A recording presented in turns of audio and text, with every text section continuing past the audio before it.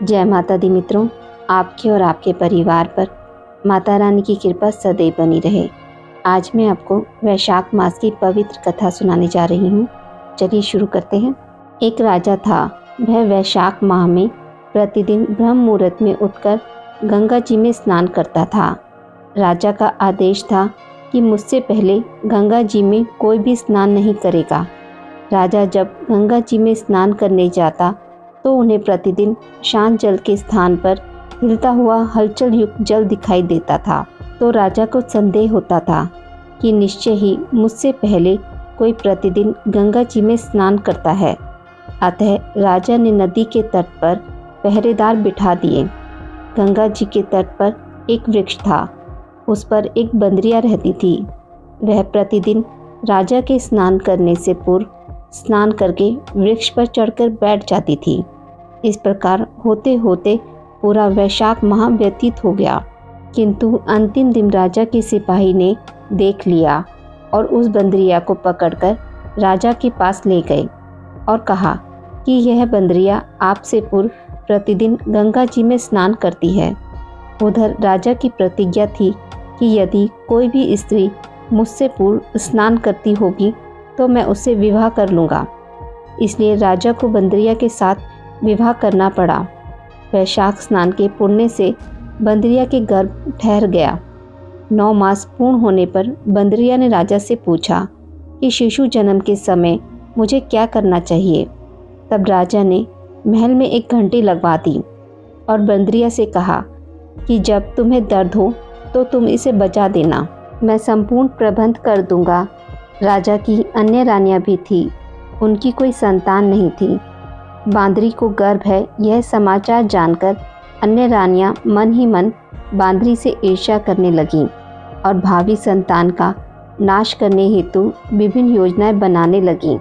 घंटी लगी देखकर एक रानी ने बंदरी से इसका कारण पूछा। बंदरी ने संपूर्ण वृतांत बता दिया। रानी ने बहकाया कि एक बार घंटी बजाकर तो देख लें कि राजा आते हैं या नहीं। बंदरी ने घंटी बजाई तो राजा दौड़े दौड़े महल में आए और घंटी बजाने का कारण पूछा। इस पर बंदरी ने उत्तर दिया कि मैंने तो रानियों के कहने पर घंटी बजाई थी। तब रानियों ने राजा से कहा कि यह तो पशु और ना जाने कितनी बार घंटी बजाएगी। इस पर यह कहकर उन्होंने घंटी को हटवा दिया। कुछ दिनों बाद बंदरी के शिशु जन्म का समय आया तो उसने अन्य रानियों से पूछा कि मैं क्या करूं। तब रानियों ने कहा कि तुम आँखों पर पट्टी बांधकर सो जाओ। बंदरी के वैशाख माह के स्नान के पुण्य प्रताप के रूप में एक सुंदर पुत्र हुआ। शिशु के जन्म होते ही उसके रोने से पूर्व ही रानियों ने उसे एक टोकरी में रखकर दासी को दे दिया और आदेश दिया कि इसे नदी में बहाकर आओ और उस शिशु के स्थान पर एक पत्थर रख दिया। राजा को भी कहलवा दिया कि बंदरी ने एक पत्थर को जन्म दिया। राजा ने सुना तो उन्होंने भी संतोष कर लिया कि जब दूसरी रानियों की संतान नहीं है तो यह तो बंदरी है, इसके क्या संतान होगी। उधर दासी ने उस सुंदर शिशु को नदी में ना बहाकर कुम्हार के खद्दड़ में रख दिया। दूसरे दिन कुम्हार और कुम्हारिन खद्दड़ में आए तो वहाँ एक सुंदर शिशु को रोते हुए देखा। कुम्हार कुम्हारिन बहुत हैरान हुए। दोनों निसंतान थे। उन्होंने उस शिशु को अपने लिए भेजी गई भगवान की भेंट माना और बड़े प्रेम से शिशु का पालन पोषण करने लगे। कुछ बड़ा होने पर बालक को यह ज्ञात हुआ कि वह रानी बंदरी का पुत्र है, जिसको रानियों ने मरवाना चाहा था। एक दिन वह बालक कुम्हार के बनाए हुए मिट्टी के हाथी घोड़े लेकर पनघट पर जा बैठा और दासियों को देखकर कहने लगा, आओ रे मिट्टी के हाथी घोड़े पानी पियो। जब दासियों ने यह बात सुनी तो वह हंसने लगी और बोली, अरे मूर्ख, कभी मिट्टी के हाथी घोड़े भी पानी पीते हैं क्या। इस पर उस बालक ने कहा कि कभी बंदरी के पत्थर जन्म लेता है क्या। उस बालक की यह बात दासियों ने जाकर महल में कही। तब रानियों ने दूसरे दिन विष मिलाकर लड्डू भेज दिए। ईश्वर की कृपा से लड्डू गोंद और बादाम के हो गए और उन लड्डू को खाने से उस लड़के की मृत्यु नहीं हुई। यह समाचार दासी ने रानी को कहा और रानी ने राजा से कहकर कुम्हार को देश निकाला दिलवा दिया। कुम्हार वन में रहने लगा।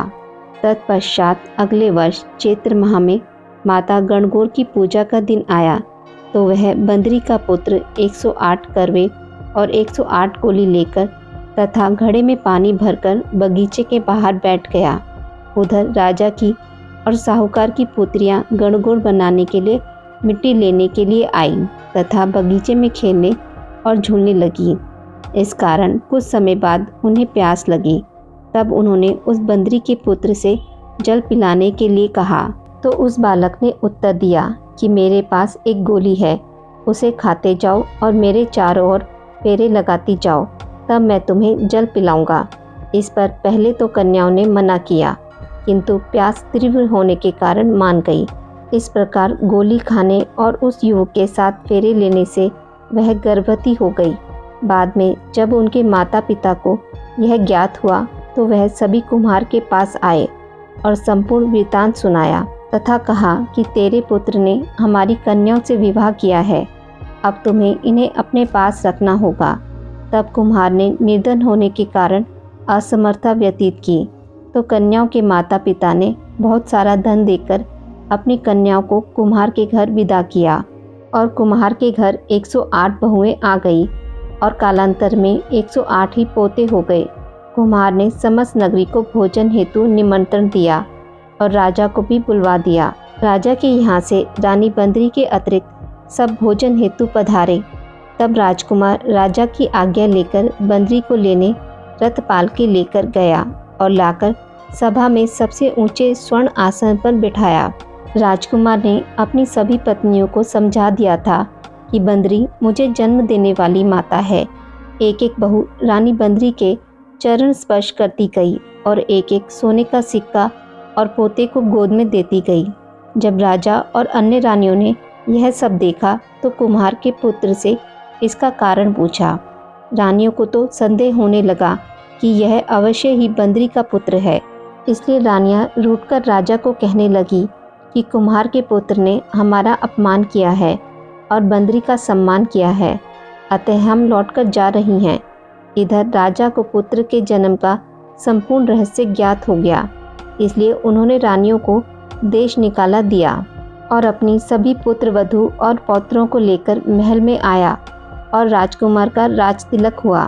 कुम्हार कुम्हारिन को राजकुमार ने महल में रहने के लिए निवेदन किया, किंतु वह नहीं माने। तब राजा ने उन्हें ढेर सारा धन दिया। वैशाख स्नान का इतना महत्व है तो सबको वैशाख स्नान करना चाहिए। बंदरी ने वैशाख स्नान किया तो उसे राजा का राज्य, पुत्र, बहुएं आदि प्राप्त हुए। ईश्वर जैसे बंदरी को पुण्य मिला, इस प्रकार हमें भी पुण्य देना। आज की इस वीडियो में बस इतना ही। अगर आपको यह कथा अच्छी लगी हो तो मेरे वीडियो को लाइक और शेयर ज़रूर करें और पूजा पाठ से जुड़ी जानकारी के लिए मेरे चैनल को सब्सक्राइब करना ना भूलें। धन्यवाद।